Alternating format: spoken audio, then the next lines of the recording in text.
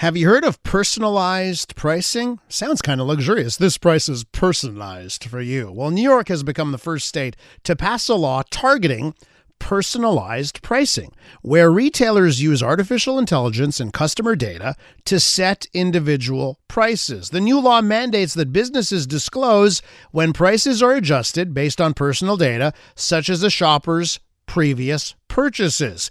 While seen as a step forward in regulating AI and data use, the law has some criticism as well for being too broad and not fully protecting consumers. Let's go to Mitch Joel, tech advisor, investor, author of Control Alt Delete. Hi, Mitch. Welcome back.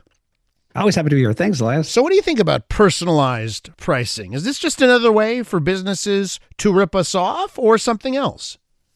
Well, one is it's important to know that dynamic pricing is not the same as personalized pricing, which they also call surveillance pricing. Dynamic pricing is market forces. It could be the weather, it could be supply and demand, it could be geography, all of those things.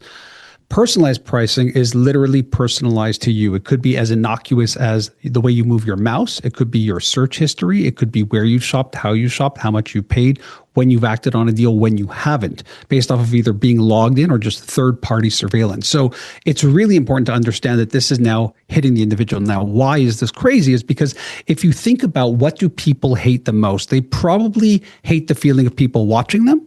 And they probably hate the feeling that they're being ripped off. Well, this satiates both. So dynamic pricing, the price changes, but it applies to everyone. Like, so for a sporting event, a dynamic pricing model, well, the price of that ticket will change, but everyone who wants to buy that specific ticket at that time gets that price. This personalized pricing is, Mitch Joel has just logged on our website.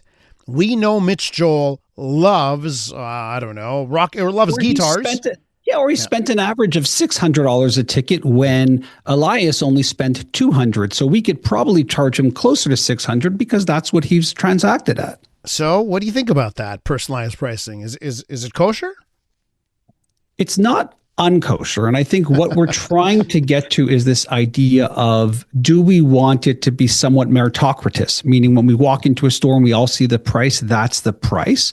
Or do we agree that we live in a world of market forces where every business is trying to get the maximum amount of value for shareholders, for themselves, and that we do live in a world where people will pay a lot more for a pair of jeans than, let's say, other people will pay for a pair of jeans?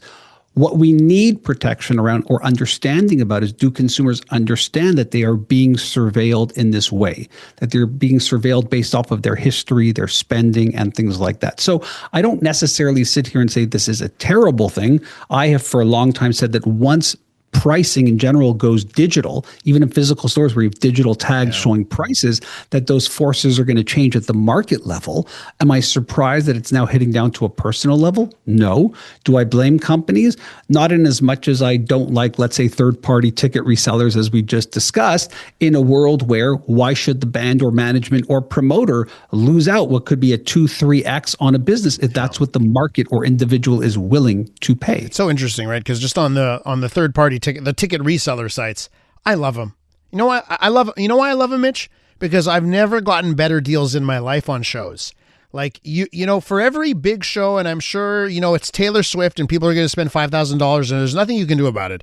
But all these other shows over the last few years that I've gotten to go to underneath the face value of the tickets, because last minute, there's so many tickets still available online, you can buy them. So, you know, like, to me, that's why I'm not like, oh, this has to be terrible. I'm not so sure.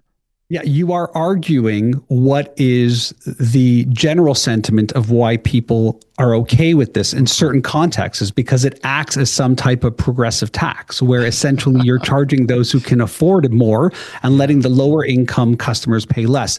Others are worried that, you know, if you're doing pricing based on ability to pay, it could be quite exploitative, right? You could be in a place where you're harping on or being predatory on things like desperation or even disadvantage. You know, for example, let's say that, you know, for time pressure, it could be location. It could be even something like the battery on your phone is low and now we know what we can do. So this is... Well, there was a story that came out. There was a story that came out that, and I forget which one of the ride-hailing apps was it. Was it Uber or Lyft or whoever?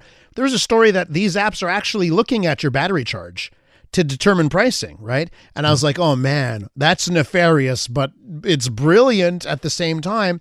You know, to me, Mitch, I'm thinking about like if there are a lot of options available. Let's say I want to buy a coffee maker, and that coffee maker is available on 5, 10 different websites.